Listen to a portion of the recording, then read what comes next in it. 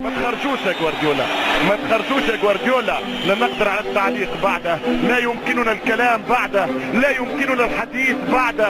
أين سأجد المفردات بعده؟ أين ستخرج الألفاظ بعده؟ كيف ستكون الكلمات بعده؟ أي قاموس بعده؟ أي نواميس بعده؟ أي كورة بعدك يا ولد السنجر؟ فانا اقولها ونريح ضميري.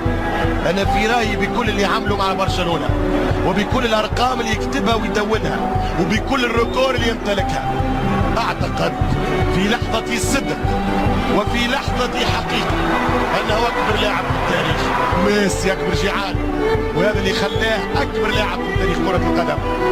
عذرا حبيبي ديجيتو، عذرا يا البيبي، عذرا يا لورو، عذرا يا مارادونا، كم استمتعت ومتعت جينا لسنوات، ولكن اليوم ما قلبش البيستا، لم أغير قميصي، ولكن فرض علي أرجنتيني آخر أن أقر، أن أعترف أنك النمبر وان. ماذا سأقول؟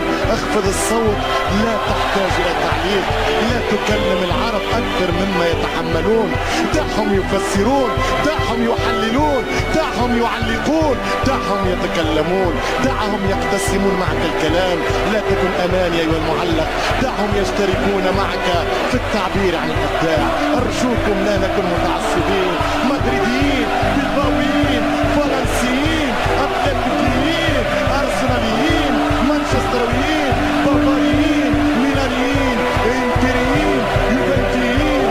طبعا ممتاز الكلمات ليست صحيحة، ليست اختصار. خبلتني والله يا ميسي، جننتني والله يا ليو، هبلتني يا ابن الأرجنتين. ماذا عساي أن أقول؟ لن أقول شيء لأني لم أجد فيك الكلمة.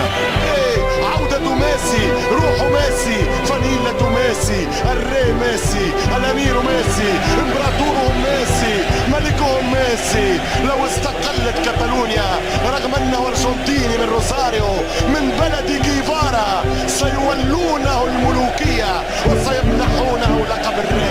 يمشي ميسي عطاني، يمشي ميسي يا بابا يا بابا يا بابا يصلح كورة الثاني.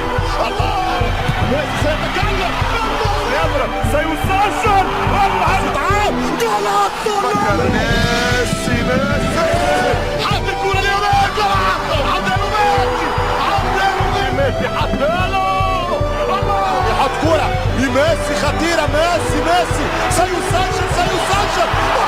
ميسي ميسي ميسي ميسي ميسي وتقدم ميسي، راوغ ميسي ميسي ميسي ميسي خلص الثاني. جولاتو جولاتو جولاتو جولاتو جولاتو جولاتو جولاتو. كبير أنت يا ولد الأرجنتين، من أين لك هذا؟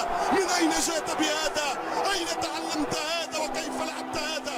مش معقول، مش معقول المجنون، مش معقول.